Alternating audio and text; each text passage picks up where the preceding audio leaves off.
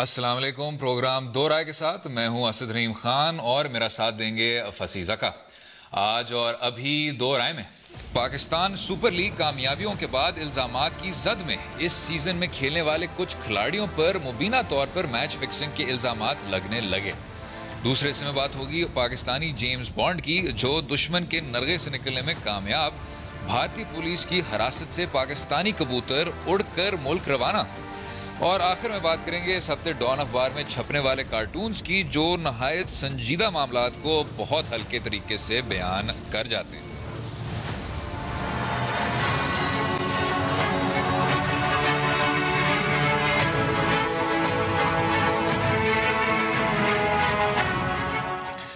جناب, جب ہم بات کرتے ہیں فکسنگ کے بارے میں تو ایک خاص طرح کا ایک وزن, there is a weight in the conversation. اگر آپ پچھلے 2-3 دہائیوں کو بھی سامنے رکھیں, کیا نہیں دیکھا آپ نے 90s میں کیا نہیں دیکھا, اور پھر اس کی جو ایک پیک تھی وہ آپ کو 2010 میں نظر آ گیا جب آپ نے پی ایس ایل کو چلایا.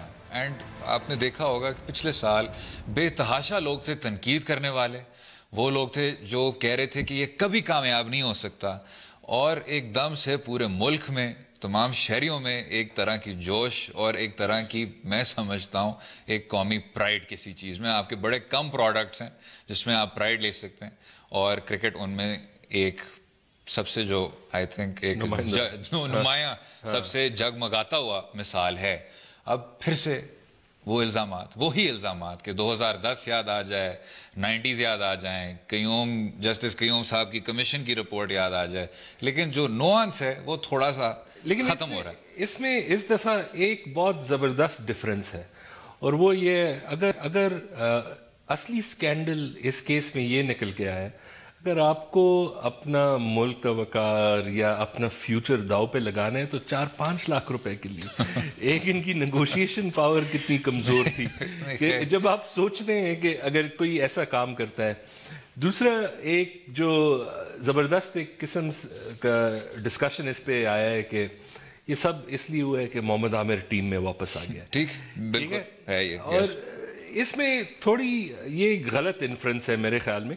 ہاں, کچھ بات ضرور ٹھیک ہے کہ اگر آپ کو اسے ایک ایگزمپلری کرائم بنانا ہے کہ اگر آپ نے یہ کیا تو آپ کبھی کرکٹ نہیں کھیل سکتے, لیکن وہ جو ہے یہ بات کہنا کہ اگر آپ لوگ اس کا یہ نتیجہ نکالیں گے کہ 4-5 سال کے بعد میں واپس آ جاؤں گا, یہ موٹیویشن ویسے صحیح ہے نہیں. اس لیے کہ کرکٹنگ لائف اتنی زیادہ ہوتی نہیں ہے, یہ ایک بہت بڑا چنک ہوتا ہے. اگر آپ واپس بھی آ جائیں آپ کو انڈورسمنٹس اس قسم کے نہیں ملیں گے جو اور سپر سٹارز ہوتے ہیں. ٹھیک, تو یہ دونوں کیسز ذرا سا میرے خیال میں مختلف ہے. لیکن اس میں جو لوگ ہیں جو بات کر رہے ہیں یا جو تجزیہ کر رہے ہیں, اب دو واضح سکولز آف تھاٹ بن گئی ہیں.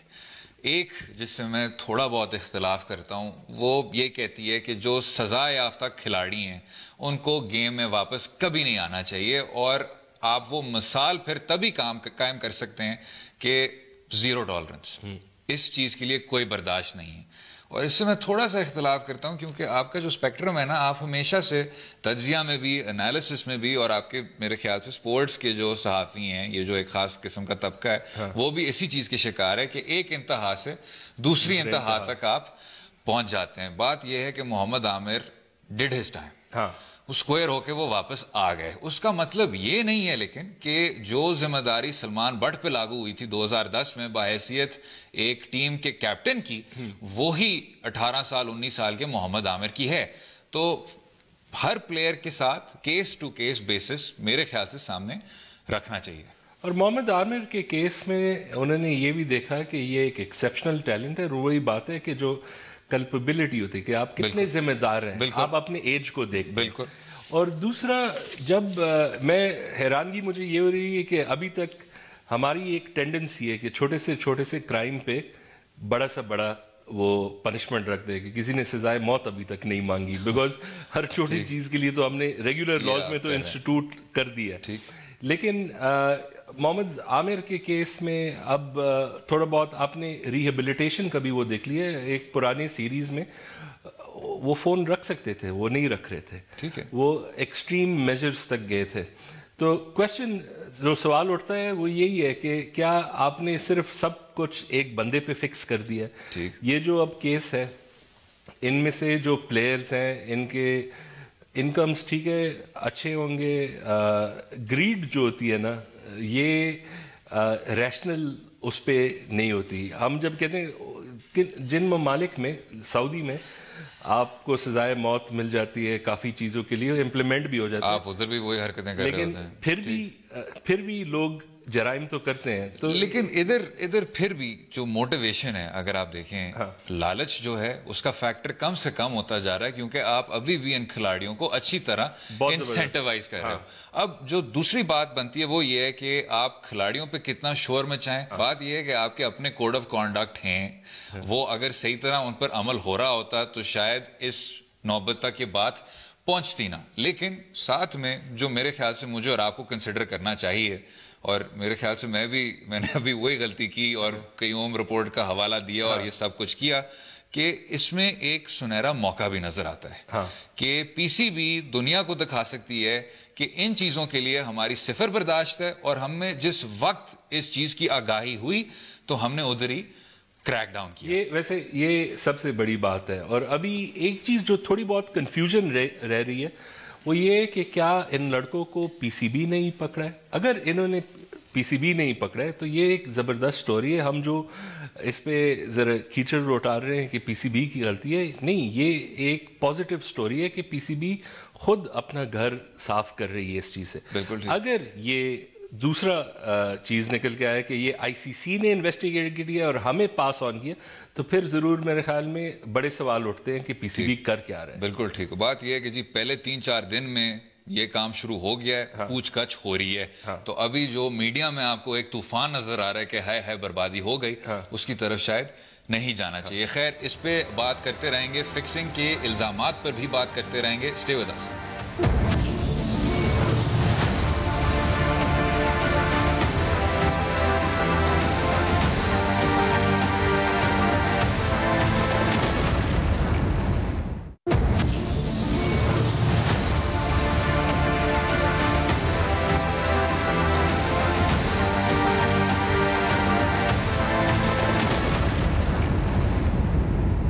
ویلکم بیک ٹو دورہ. بات ہو رہی تھی پی ایس ایل کے اس سیزن میں کھیلنے والے کچھ کھلاڑیوں پر الزامات، میچ فکسنگ کے ڈسکشن ہو رہی تھی. جناب، جب ہم میڈیا کی کارکردگی کی بات کرتے ہیں پی ایس ایل اور اس تمام میچ فکسنگ کے متعلق، تو ایک میں سمجھتا ہوں حسین سا اتفاق ہے کہ وہ لوگ جو کچھ سال پہلے کہہ رہے تھے کہ جی ان پلیئرز نے ہمارا منہ کالا کر دیا اور ان کو فارغ کریں، وہ انہی پلیئرز کی پھر بحالی کی بات کرنا شروع ہو جاتے ہیں. تو اس میں شاید میڈیا کی بھی ایک کنسسٹنسی ہونی چاہیے، اس کی ڈسکشن میں بھی ایک طرح کا نوانس ہونا چاہیے. ویسے میڈیا کا جو ہے، خاص کر جو ٹیلی ویژن کامنٹری ہو رہی ہے یا جو ڈسکشن پروگرامز ہو رہے ہیں، وہ بہت دلچسپ ایسے ہیں کہ انہوں نے رنگ لیے سیاسی پروگراموں سے. بیکاز اسی لیول کا، اگر آپ ایک کہہ رہے ہیں کہ فلانا پلیئر دوسرا فلانا، آپ بس اسے سمجھ لیں کہ ایک پی ٹی آئی ایک پی ایم ایل این ہے، وہ جو لیول ڈسکشن کا. اور آپ کے کچھ نجی چینلز بھی ہیں جنہوں نے کیونکہ کچھ ٹیموں کو انڈورس بھی کیا ہے، تو اب ایسے لگ رہا ہے جیسے وہ جو چینلز ہیں وہ انہی ٹیموں کے پھر نقاب پہن کے اسی طرح کا کرکٹ میچ یا اسی طرح کا سیاسی اکھاڑا پھر سے کھیل رہے ہیں. بالکل. اور یہ ویسے یہ تو ایک لارجر کوشچن ہے جو کراس میڈیا اونرشپ ہوتی ہے، اس میں یہی مسائل آتے ہیں. بالکل. خیر، ہمارے ساتھ اسی موضوع پہ ڈان کے نمائندے عبدل صاحب ہیں. جی عبدالغفار صاحب، ویلکم. سر شکریہ بہت بہت. جناب یہ بتائیے گا کہ کیا ایک طرح کی ڈی مورلائزیشن چھا گئی ہے ان الزامات کے بعد، اور دوسرا یہ جو اب ڈسکشن ہو رہی ہے، ایک مباحثہ ایسا چل رہا ہے کہ کتنی ذمہ داری آپ کو دینی چاہیے پلیئرز کو اور کتنی ذمہ داری آپ کو دینی چاہیے مینجمنٹ کو، اس پہ آپ کیا کہیں گے؟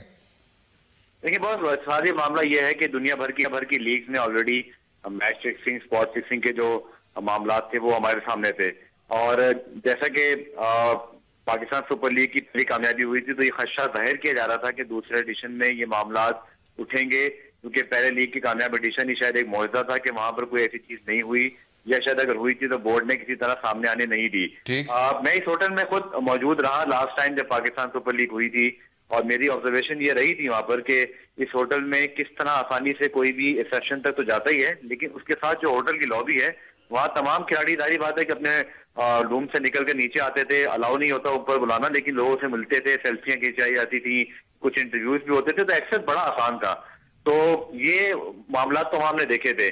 لیکن اس بار چونکہ پاکستان کرکٹ بورڈ نے جو ہمیں ذرائع نے بتایا کہ اینٹی کرپشن یونٹ جو آئی سی سی کا ہے وہ بھی انوالو تھا.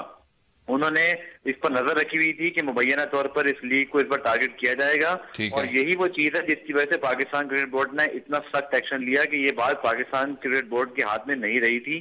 آئی سی سی کا اس سے تعلق تھا، آئی سی سی نے اس پر کوارڈینیشن کی تھی، تو پھر کوئی اور چوائس نہیں تھی کہ سخت ایکشن لے کر ان پلیئرز کو واپس بھجوایا جائے جنہوں نے ایٹ لیسٹ اگر صرف اینٹی کرپشن کوڈ کی بریچ بھی کی ہے. چونکہ یہ کھلاڑی تمام جس کانٹریکٹ پر سائن کر کے کھیلتے ہیں اس پر یہ موجود ہے کہ اگر آپ کو کوئی اپروچ بھی ہوتی ہے تو آپ کا یہ فرض ہے، آپ کی ڈیوٹی ہے کہ آپ مینجمنٹ کو بتائیں گے یا پھر اینٹی کرپشن یونٹ کو.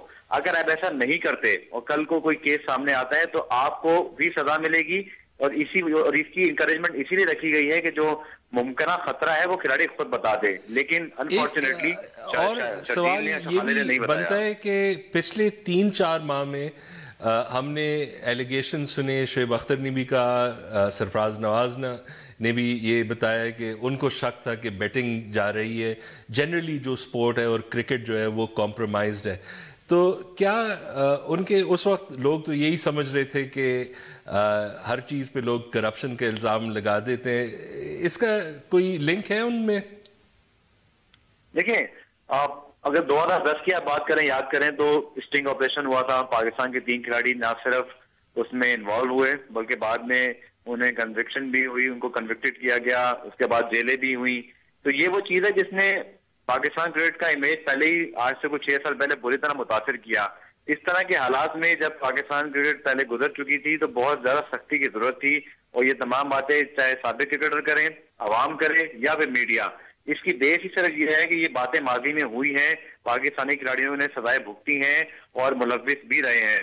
تو بہتر شاید یہی ہوا کہ اس بار بجائے اس کے کہ میڈیا کوئی اسکینڈل لاتا اور پھر پاکستان کرکٹ بورڈ اس کے پیچھے بھاگتا یا پھر بدنامی زیادہ ہوتی، اس بار پی سی بی نے معاملات اپنے ہاتھ میں رکھ کر ان دونوں کھلاڑیوں کو فی الحال وطن واپس بھیج کر اس خطرے سے اپنے آپ کو نکالا ہے کہ بجائے اس کے کہ گزشتہ 2010 کی طرح آئی سی سی اس میں انوالو ہوتا، پھر وہ جس طرح کہ آپ کو پتا ہے کہ آئی سی سی کی پریس ریلیز آنا، آئی سی سی چونکہ پھر ہمارے لحاظ سے نہیں، وہ پھر اپنے آرگنائزیشن لحاظ سے اس معاملے کو ٹیکل کرتا. 2010 میں جتنی اس معاملے کو آئٹ ملی تھی وہ آپ کے سامنے ہے. اس بار بھی آئٹ ضرور بنی ہے لیکن انٹرنیشنل میڈیا میں اس وجہ سے زیادہ نہیں بن سکی کہ آئی سی سی کا اس پر تعلق نہیں تھا.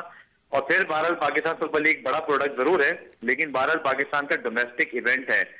کسی بھی ملک کے ڈومیسٹک ایونٹ میں شاید اتنی توجہ نہیں ہوتی غیر ملکی میڈیا کی جتنے کی شاید ایک انٹرنیشنل کونسل جو ہے اس معاملے پر ٹیک اپ کرتی.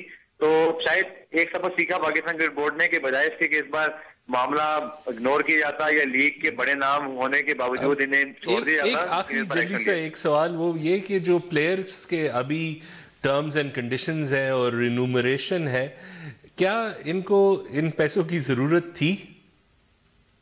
بہت مشکل سوال ہے. بہت یہ کہ یقینی طور پر جس بندے کی تربیت اچھی ہے، پیسہ تو اتنا ملتا ہے بہت کہ ایک میچ کا پیسہ جو T20 ہے وہ 2 سے 2.5 لاکھ روپے ہے. بس یہ جواب آپ کو مل گیا. عبدالغفار صاحب بہت شکریہ شو میں شامل ہونے کا. تو جو آپ نے شروع میں بات کی کہ لالچ جو ہے اس کا ایک ایلیمنٹ ہے اور اس کا کوئی حد حساب آپ لگا نہیں سکتے. ویسے علاج بھی نہیں، اس کا علاج بھی نہیں اور حد بھی نہیں ہے. صحیح بات ہے. لیکن آخر میں صرف یہ کہنا چاہوں گا، ایک تو جو انہوں نے بات کی بہت اچھی بات کی کہ جی اس بار ایک پرو ایکٹیو انداز میں آپ اس چیز کو ہاتھ میں قابو لے رہے ہیں. اور شاید یہ جو ڈسکشن ہے کہ پلیئر ذمہ دار ہونا چاہیے، مینجمنٹ ذمہ دار ہونا چاہیے، کس کو ٹھہرائیں، وہ شاید ڈسکشن تھوڑی سی فی الوقت تھوڑی سی پریمیچور ہے. آخر میں بس یہ کہنا چاہوں گا کہ جب بھی آپ تھوڑی بہت مشکل میں پڑ جاتے ہیں، جب بھی آپ کی کرکٹ کی جو صورتحال ہے وہ اس طرح اس پہ تنقید ہونا شروع ہو جاتی ہے، لوگ اس طرح کا تعصب پھیلانا شروع ہو جاتے ہیں، تو ایک آدمی سامنے آتے ہیں، ان کا نام مصباح الحق ہے. اور مصباح الحق آپ کو اس طرح کی کارکردگی دکھاتے ہیں، اس طرح کی دل جیتنے والی پرفارمنس دکھاتے ہیں کہ سب کے دل جو ہیں وہ پھر سے ہلکے ہو جاتے ہیں, سب پھر سے ٹھیک ہو جاتے ہیں, جو آپ میں ایک قسم کا جوش تھا, جذبہ تھا, وہ بحال ہو جاتا ہے. جیسے جب ہسٹری لکھی جائے گی تو یہ ایک ٹریجک ہیرو کے نام پہ, بیکاز جب بھی انہوں نے کوشش کی ہے اکیلا کی ہے اور کبھی تنقید بھی نہیں کی ٹیم پہ, اور اس دفعہ 2 لوگ بھی نکل گئے ہیں اور آج پھر بھی انہوں نے لیڈنگ فرام دا فرنٹ کیا. نہیں, اور کسی نے تو خیر شاید یہ بھی ٹویٹ کیا تھا کہ اگر آپ کچھ زیادہ سال دے دیتے مصباح الحق کو, وہ تو مسئلہ کشمیر بھی حل کر لے آپ کو اور آپ کو مزید کارکردگی دکھا دے. دوسرے حصے میں کچھ ہلکے نوٹ میں ہم بات کریں گے اس پاکستانی جیمز بانڈ کی, یعنی ایک پرندے کی جو ہندوستان کی فوج کی شکنجے سے باہر نکل کے واپس ملک لوٹ آیا ہے. رہیے گا ہمارے ساتھ.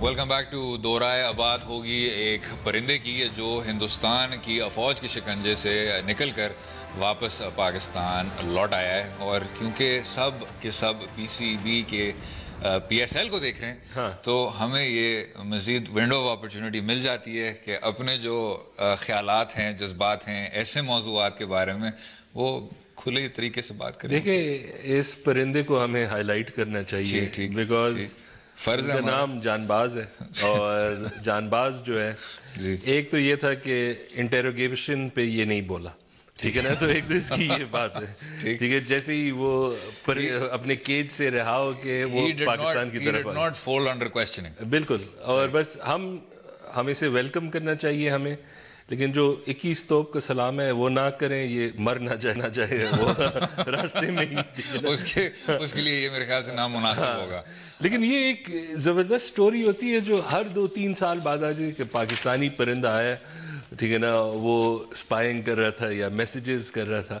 اور میں کبھی سوچتا ہوں کہ یہ جو انڈین پولیس ہے یہ سوچ کیا رہے, بیکاز یہ اتنا جلدی یہ ایک کمیڈک چیز بن جاتا ہے.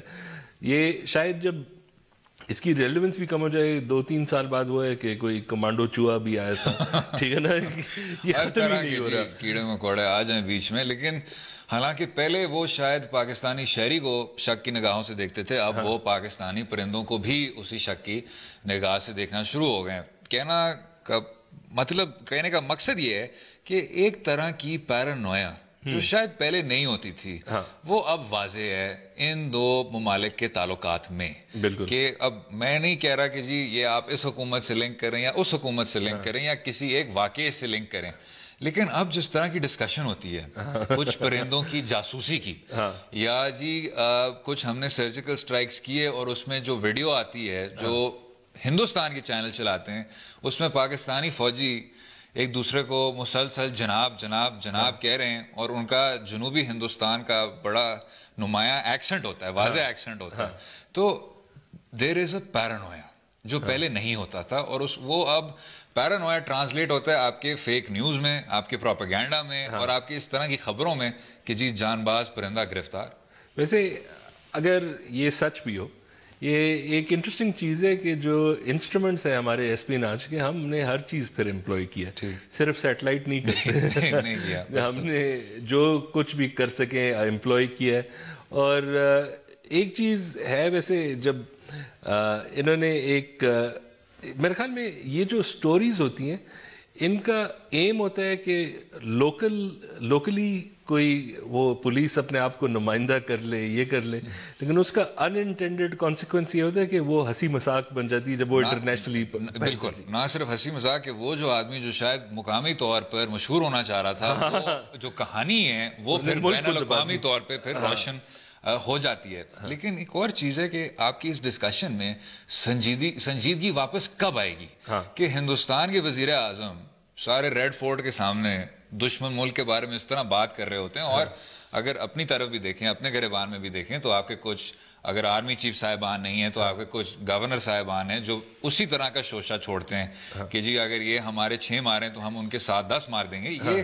یہ کس طرح کی ٹرمینالوجی ہے؟ آپ بات کریں امن کی, آپ بات کریں کہ جی یہ کلیئر آؤٹ اسٹینڈنگ آپ کے ڈسپیوٹس ہیں اور وہ پانی کے متعلق ہیں, وہ کشمیر کے متعلق ہیں, وہ بے تحاشا سیریس قسم کے معاملات ہیں. اگر آپ اس پہ رہیں گے کہ جی ایل او سی پہ کراس بارڈر فائرنگ میں ڈیتھ ٹول کس کا زیادہ ہوگا تو آپ پیچھے جا رہے ہیں, آگے نہیں بڑھتے نظر آ رہے. یہ جان باز کی بات ہو رہی تھی, ایک آرٹیکل بھی ابھی آیا ہے. اچھا, لارنٹ گوئر ہے, وہ ایک فرینچ آتھر ہے, کراچی پہ لکھتے ہیں. ٹھیک. اور ایک پروفیسر لمز کی اور ضیاء الرحمان بھی ہے, انہوں نے لکھا ہے. جو ایک اخبار ہے ہائپر لوکل اخبار ہے, اس کا نام بھی جان باز ہے. ٹھیک. اور اس میں وہ بیسکلی یہ جو سارے گینگ کلنگز ہوتے ہیں, سرخیاں لگاتے ہیں, صحیح سینسیشنلائز لیاری کی جو مافیاز کے مافیاز, تو وہاں پولیس بھی بیان دیتا ہے جس کے خلاف وہ ہو جاتے ہیں. جو گینگسٹر ہے وہ جوابی کارروائی بھی کرتا ہے, وہ بھی اسے کہتا ہے اخبار میں, ہاں اسی اخبار میں ایک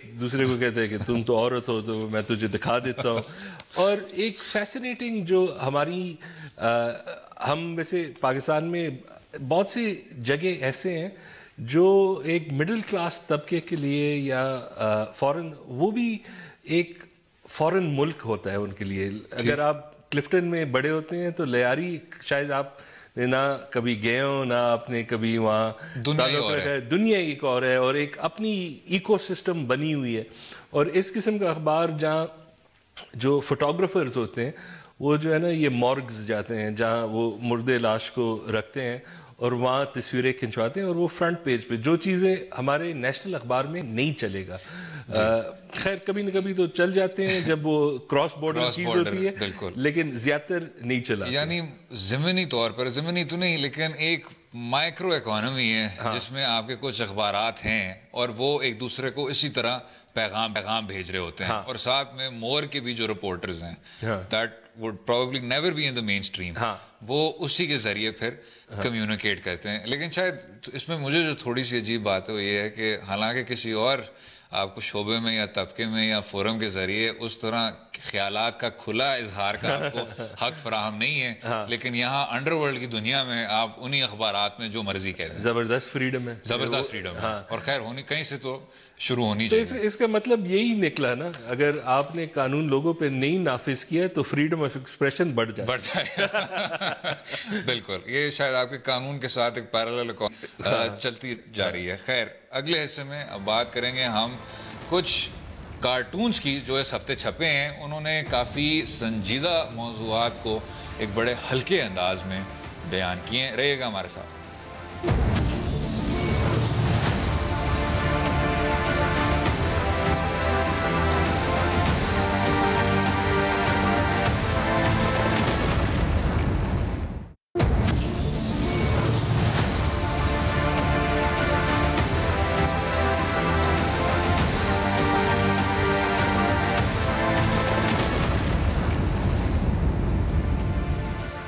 ویلکم بیک ٹو دو رائے. اس چیز کا فائدہ اٹھاتے ہوئے کہ تمام جہان ابھی صرف اور صرف پی ایس ایل کے میچز دیکھ رہا ہے, ہم نے سوچا کہ ہم کچھ کارٹونز کی ڈسکشن کر لیں جو اس ہفتے ڈان اخبار میں چھپیں. اینڈ وائی ناٹ, اگر آپ نے عام طور پر معیشت اور جمہوریت اور معاشرے کے بارے میں باتیں کرنی ہیں تو جب لوگ نہیں دیکھ رہے تو آپ کچھ کارٹونز کے بارے میں ہی بات کر لیں. اور ویسے بھی یہ انڈینجرڈ سپیسیز ہیں. الیکٹرانک کرائمز بل کے بعد یہ چیزیں جو ہے نا یہ بہت ان کا شارٹ لائف سپین ہے. بالکل, یہ جو ایک آپ ظہور صاحب نے بنایا جی, ایک ان شخص کا جو نام ہے گلبدین حکمتیار ہے. گلبدین حکمتیار صاحب کو فرق قرار دیے گئے over the course of his career, لیکن جو ایک ٹائٹل جو میرے خیال سے سب سے واضح ہے ان کے بارے میں وہ ہے کابل کا قصائی. اور وہ اس لیے ہے کہ اگر آپ نے ایک اپنی امیج بنائی ہے کہ آپ افغانستان کے خانہ جنگی میں افغانوں کے لیے لڑیں گے, آپ نے سب سے زیادہ روسیوں کی نہیں, امریکیوں کی نہیں, سب سے زیادہ اپنے ہی شہریوں کی جانے لی ہیں آپ نے. تو وہ اب کیونکہ انہوں نے ایک معاہدہ سائن کر لیا ہے اشرف غنی کی مرکزی حکومت کے ساتھ تو اب وہ واپس آ رہے ہیں اور امریکیوں کو بھی گلے لگا رہے ہیں اور آپ کو یہ ایک عجیب طرح کی صورتحال افغانستان میں بنتی ہوئی نظر آ رہی ہے. ہاں ویسے یہ ابھی اتنے بڑے پاور پلیئر نہیں ہیں افغانستان میں, نہیں رہے اور لیکن اس معاہدے کا جو اصل ویلیو ہے وہ یہ ہے کہ اسی معاہدے یا اسی ٹائپ کے معاہدے کے تحت طالبان کو بھی شاید یہ مین اسٹریم میں لے آئے. یہ ایک پریکرسر ہے کہ ایک لارجر ایگریمنٹ کے. ان کا ویسے یہ ہے کہ پشاور میں یہ ہمارے گھر سے 2 سڑک پار رہتے تھے, ہمسائے بھی تھے, ہم ہمسائے تھے. ایک بڑا قلعہ سا انہوں نے بنایا تھا جس زمانے میں دیواریں چھوٹی ہوتی تھی, ہم کبھی کسی نے ان کو دیکھا نہیں. اچھی چیز یہ آپ کا اٹھنا بیٹھنا نہیں تھا, سلام دعا کبھی موقع ہی نہیں ملا. لیکن ایک چیز جو اچھی ہوئی, جب یہ چلے گئے تو ان کا جو وہ قلعہ تھا وہ ایک اسکول کالج بن گیا تھا. بالکل ٹھیک, بالکل ٹھیک. ان کا اپنا نہیں اور میرے خیال سے شاید ان کی سپرویژن میں رہتے ہوئے اس قلعے کو کبھی اسکول بننا بھی نہیں تھا. ہاں کبھی بھی نہیں. تو یہ فائدہ تھا. اگر ایک آدمی کا خاص تعلق ہے ایسڈ پھینکنے سے اور راکٹ مارنے سے, تو یہ میرے خیال سے سب سے خوب نتیجہ تھا جو اس قلعے کا بن سکتا تھا. خیر, جو ایک اور کارٹون آپ نے دیکھا ہے اور اس کو دیکھتے ساتھ ہی مجھے تو ایسے لگا جیسے واپس ہم 2006 میں چلے گئے. وہ جی سابق صدر پرویز مشرف صاحب اور سابق کیئر ٹیکر وزیر اعظم چودھری شجاعت حسین صاحب. آپ کو یاد ہوگا شجاعت حسین صاحب نے 45 دن کی ایک وزیر اعظمی بھی کاٹی ہے, اور مشرف صاحب خیر ان کے 9 سال کی تعارف کے شاید یہ وہ 2 فریق ہیں جن کا رشتہ بہت مشکل سے ٹھیک ہے نا, تو انہوں نے ایک دوسرے کے ساتھ جوڑنے کی کوشش کر لی کہ ٹھیک ہے, اور کہیں الائنس نہیں مل رہی. اور بیسٹ یہ ہے کہ جن کے سب سے کم پراسپیکٹس ہے انہوں نے ایک دوسرے کو پھر سلام دعا کرنے کے لیے, اور خاص کر پی ایم ایل ایل جو کیو گروپ ہے, ان کا جو الیکٹورل فیوچر ہے ایک انڈیکیشن مل رہا ہے. اگر آپ کو مشرف سے ہی الائنس بنانی تھی تو مطلب آپ کے جو پوٹینشیل پول آف کینڈیڈیٹس ہیں وہ بہت ہی کم ہے. ایک جی قصہ ہے ایک سابق وزیر اعظم کے بارے میں, مجھے ان کا نام بھول رہا ہے. ان سے کہا گیا, اور یہ 50 کی دہائی کی بات ہے, کہ آپ مصر کے ساتھ ایک اتحاد کیوں نہیں کرتے ریاستی طور پر. تو انہوں نے آگے سے فرمایا کیونکہ اگر آپ 0 کو 0 سے ملائیں گے تو جو نتیجہ ہے وہ بھی 0 ہوگا. تو اگر آپ ان 0 سیٹوں یا 1-2 سیٹوں والی مسلم لیگوں کو ملائیں گے تو مجھے سمجھ نہیں آ رہی. خیر ان کی سیاسی بصیرت ایسی ہے کہ جو انہوں نے سوچا ہوگا وہ میری سوچ سے کئی ایڈوانسڈ ہے اور کئی آگے بڑھ کے ہے. لیکن خیر امید ہے آپ کو آج کا پروگرام پسند آیا ہوگا. اپنی رائے سے مجھے اور فصیح زکا کو بھی ٹویٹر اور فیس بک کے لنکس کے ذریعے آگاہ کیجیے, اور کل تک اجازت دیں. خدا حافظ.